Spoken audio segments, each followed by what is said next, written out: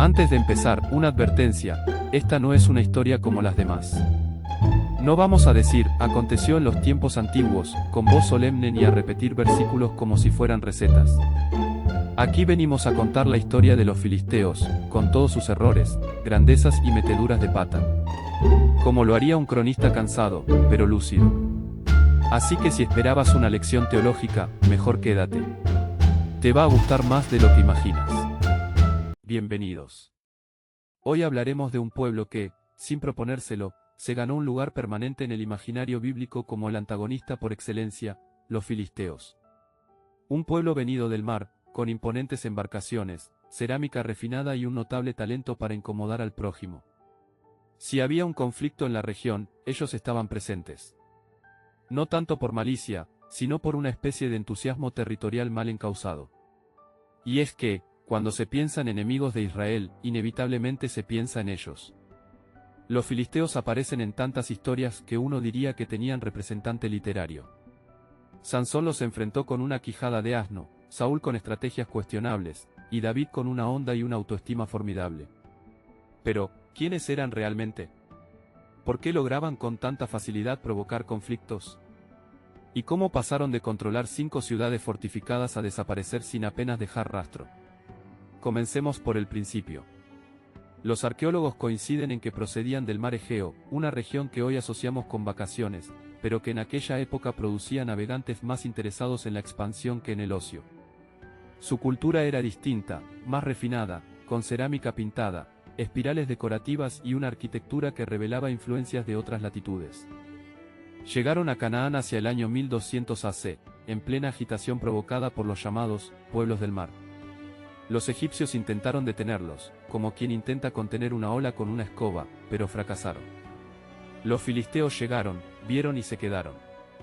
Fundaron 5 ciudades-estado en la costa sur de Canaán: Gaza, Asdod, Ecrón, Gat y Ascalón. Cada una con su propio líder, su propio templo y su propio conflicto con los israelitas. No tenían un rey común, pero actuaban con una coordinación inquietante. Como si discutieran a diario, pero se pusieran de acuerdo en lo esencial: quién era el enemigo. Lo interesante es que su historia bíblica no comienza con guerras, sino con diplomacia. Abraham, según el Génesis, trató con Abimelec, rey de Shiraar, identificado como filisteo, en términos sorprendentemente civilizados. Hubo pactos, plantación de árboles y un respeto mutuo que, en retrospectiva, resulta casi exótico. Pero eso fue la excepción. La regla vendría después, cuando los filisteos se consolidaron en la región y su dominio del hierro los convirtió en una potencia militar. A diferencia de Israel, que aún dependía del bronce y de la buena voluntad divina, los filisteos forjaban armas resistentes, precisas y, para colmo, estéticamente atractivas. Y no se limitaron al armamento. Sus ciudades eran prósperas, bien organizadas, con comercio activo, templos dedicados a dioses como Dagón y un sentido urbanístico que les permitía controlar rutas y abastecer tropas. Todo esto mientras los israelitas debatían en el desierto si era mejor el maná cocido o frito. El desequilibrio era evidente. Pero la tensión aún no había alcanzado su punto álgido. Eso ocurriría más tarde, cuando los jueces, esas figuras a medio camino entre líder tribal y héroe ocasional, comenzaron a enfrentarlos con más valor que estrategia. Sansón. Hombre de fuerza descomunal, temperamento volátil y una vida amorosa que, siendo generosos, podríamos calificar de accidentada. Su relación con los filisteos fue, por decirlo suavemente, compleja.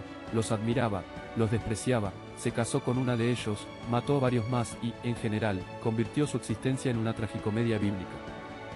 Su episodio más célebre, el de la quijada de asno, no requiere demasiada explicación. Halló el hueso, lo blandió con entusiasmo y dejó a 1.000.000 de filisteos tendidos en el suelo. Acto seguido, compuso una especie de poema en verso libre que, probablemente, hoy no superaría los filtros del Ministerio de Cultura, pero que en su momento causó furor. Pero no todo era violencia improvisada. Los filisteos eran organizados.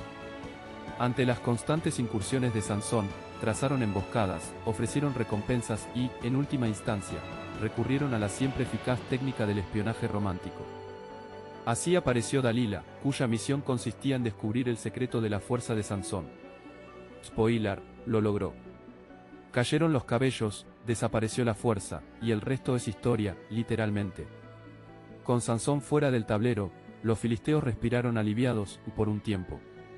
Luego vino Saúl, primer rey de Israel, elegido por aclamación divina y consenso popular.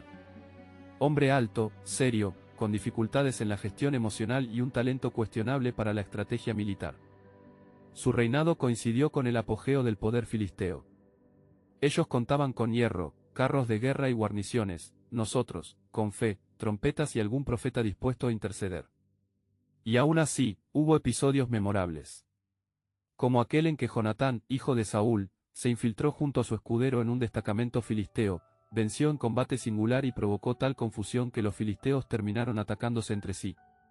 Un día peculiar incluso para los estándares de la época. Pero el momento decisivo, el que marcaría el inicio del declive filisteo, llegó con un joven que, en principio, solo había ido al frente de batalla a entregar pan y queso. David. Pastor, joven, músico ocasional y, al parecer, con escasa tolerancia a las provocaciones.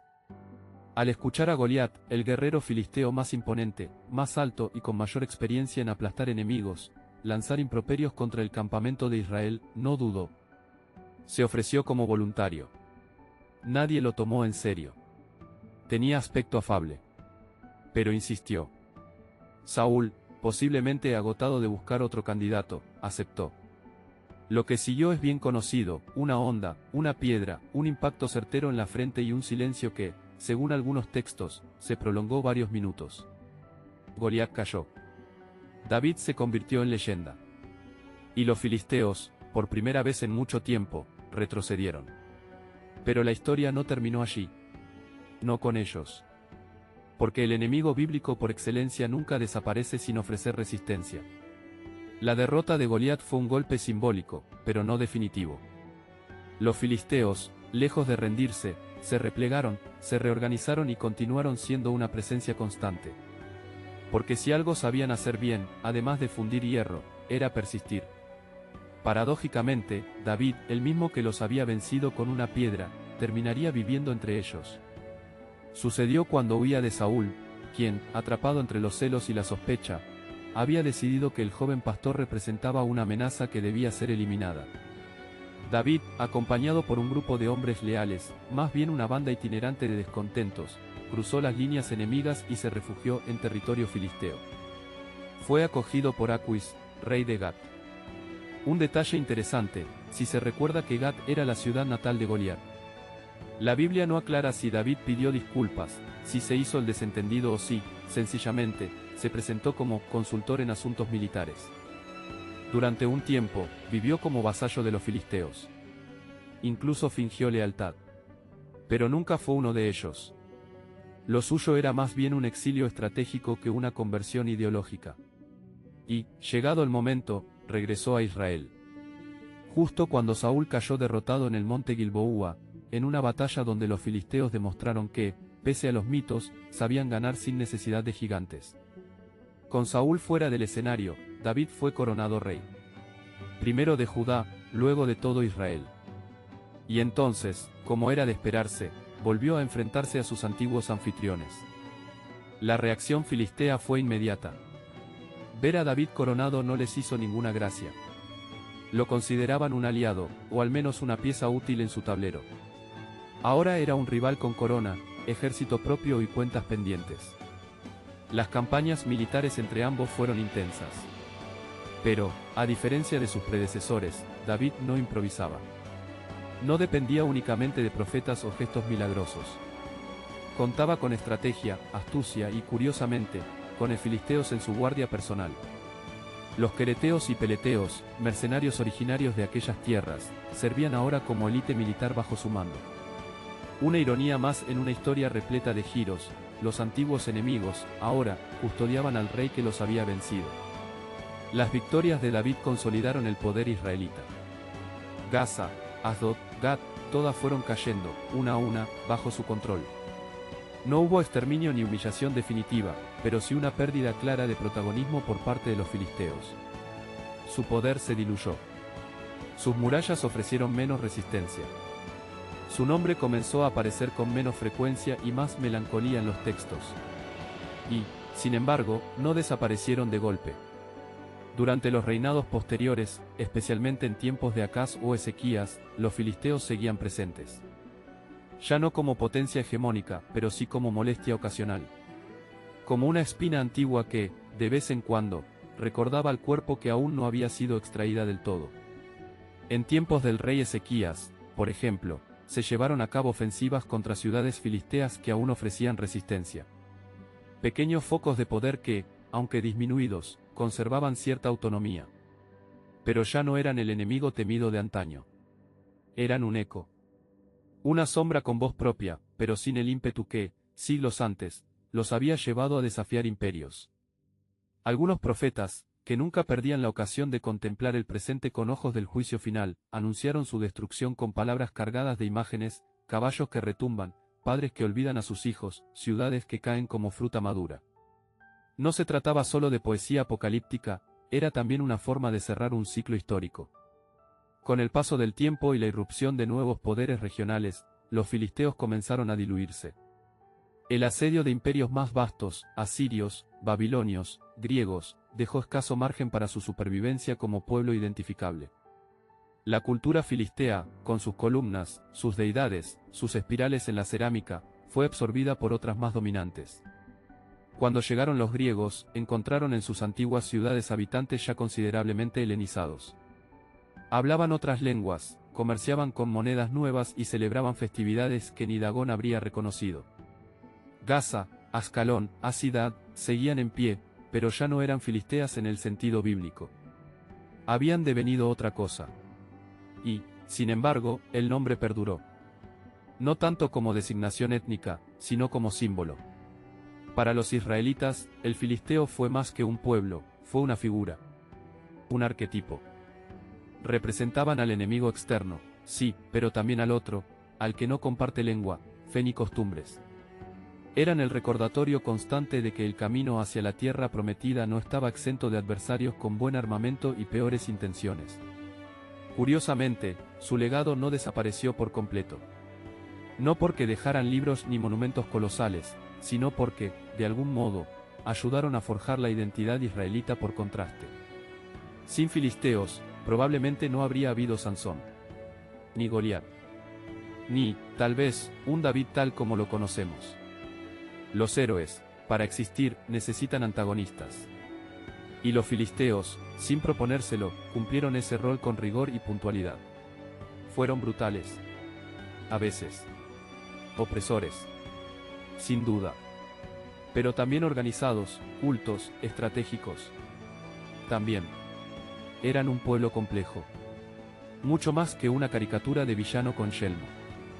Y aunque la narrativa bíblica suele ubicarlos del lado oscuro del relato, su papel fue esencial. Porque todo relato necesita tensión. Y toda nación, incluso una guiada por profetas, necesita saber contra quién ha luchado para comprender quién es. Hoy, cuando evocamos la palabra filisteo, lo hacemos con una mezcla de antigüedad, mitología y cierta injusticia semántica. El término ha sobrevivido más como insulto cultural que como categoría histórica. En algunos idiomas, ser filisteo implica ser inculto, insensible al arte, refractario a lo elevado. Una ironía, si se considera que vinieron del Egeo cargando columnas, cerámica pintada y dioses con nombre propio. Tal vez no fueran entusiastas de la poesía hebrea, pero su legado arquitectónico y su sentido urbanístico dicen lo contrario. Sus ciudades estaban bien diseñadas, sus templos cuidados, su comercio en plena actividad. Tenían artesanos, metalúrgicos, escribas y, por supuesto, soldados. Que hayan sido enemigos no implica que fueran simples. Lo que ocurre es que la historia, como los profetas, no siempre tiene paciencia para los matices. En cuanto a su posible vínculo con los palestinos actuales, una pregunta que suele plantearse con más intención política que interés arqueológico, conviene hacer una pausa. Los filisteos de la Biblia desaparecieron como grupo étnico y cultural siglos antes de Cristo. Para cuando griegos, romanos, bizantinos, árabes y otomanos pasaron por la región, ya no quedaba una línea directa con aquellos navegantes del Egeo. La palabra Palestina, de hecho, fue adoptada por los romanos tras sofocar una rebelión judía, como una forma de borrar hasta el nombre de Judea. Fue una decisión administrativa, no un homenaje a los antiguos filisteos. Así que, si bien comparten espacio geográfico, no existe continuidad étnica ni cultural demostrable entre ambos. Cosa distinta es la carga simbólica que cada uno ha heredado, según el prisma desde el cual se observe. La Biblia, como es natural, no se detiene en matices modernos. Le interesaban las batallas, las promesas, los actos de fe y sus consecuencias. En ese contexto, los filisteos desempeñaron un papel clave: oponerse a Israel, desafiarlos, tentarlos y, en más de una ocasión, vencerlos. Pero también fueron definidos por contraste. Si Israel era un pueblo guiado por lo invisible, los filisteos representaban la confianza en la fuerza, en los carros de guerra, en la lanza. Si Israel contaba con profetas que hablaban en nombre de Dios, los filisteos tenían sacerdotes de Dagón interpretando señales más terrenales. Esa oposición contribuyó a perfilar lo que significaba ser Israel. Cada victoria, cada derrota, cada alianza tensa o combate desesperado sirvió para narrar no solo una historia nacional, sino una vocación espiritual. Porque, en el fondo, el enemigo no era solo el filisteo. Era el olvido. La tentación de parecerse a los demás pueblos. De olvidar la ley, los pactos, el llamado. Y si los filisteos encarnaban ese otro modelo de civilización, su derrota final simbolizaba algo más que una victoria militar, era un acto de fidelidad. Claro que, en la práctica, esa fidelidad fue intermitente. Los textos muestran que, con cierta regularidad, Israel caía en la tentación de admirar las armas filisteas, sus carros, su organización. Incluso sus dioses, con nombres exóticos y rituales llamativos, seducían a algunos. Porque resistir al enemigo en el campo de batalla es una cosa. Resistir a su influencia en la vida cotidiana, otra muy distinta. Los jueces lo sabían. Los reyes también. Y los profetas, por supuesto, lo proclamaban con creciente vehemencia. Pero la historia no es lineal. Es más bien circular. Y cada generación, al parecer, necesitaba reencontrar su identidad a través del conflicto. Los filisteos, mientras tanto, se mantenían firmes. Con sus ciudades fortificadas, su administración descentralizada y una economía basada en el hierro y el comercio, eran más que un pueblo guerrero. Eran una civilización. Y durante un largo periodo, marcaron el pulso político y militar de la región. Su final no fue abrupto. No hubo una única batalla que los borrara del mapa. Fue, más bien, un proceso de desgaste, una absorción lenta. Asirios primero, luego babilonios, más tarde persas y finalmente griegos y romanos. Con cada oleada, los filisteos perdían algo: autonomía, idioma, culto, memoria. Lo último que quedó de ello fue su nombre. Y aún ese acabó reciclado por otros, con intenciones muy distintas. Pero su papel en la historia de Israel quedó escrito. Y no en una nota al pie. No fueron un detalle menor. Fueron los adversarios por antonomasia. Aquellos que estaban presentes cuando el juez se alzaba, cuando el profeta hablaba, cuando el rey empuñaba la espada. Fueron el otro que obligaba a definirse. El que recordaba que ser el pueblo elegido no era solo una promesa, sino también una responsabilidad. Y quizá por eso, los textos insisten tanto en ellos. Porque eran un espejo, distorsionado pero útil. Un recordatorio de lo que podía perderse si uno se alejaba del camino. Así, aunque sus templos hayan caído, aunque su lengua se haya extinguido, los filisteos siguen presentes. No como amenaza, sino como símbolo. De resistencia, de tentación, de contraste. Y sobre todo, como advertencia, los enemigos del alma rara vez llevan armadura. Hoy, siglos después, cuando leemos sus nombres, Gat, Ascalón, Ecrón, Gaza, Asdod, los reconocemos más por su resonancia que por su presencia. Son ciudades aún habitadas, sí, pero ya no son las mismas. Como vestigios arqueológicos con vida propia, sus piedras susurran historias que muy pocos oyen, y aún menos comprenden. Y sin embargo, los filisteos siguen apareciendo en las conversaciones. A veces como figura retórica, otras como provocación. Se los invoca para señalar al otro, al distante, al que no es como nosotros. Pero en realidad, lo que dejaron fue otra cosa, una lección de historia envuelta en narrativa bíblica. Porque si se observa con atención, su rol no fue solo el del villano necesario.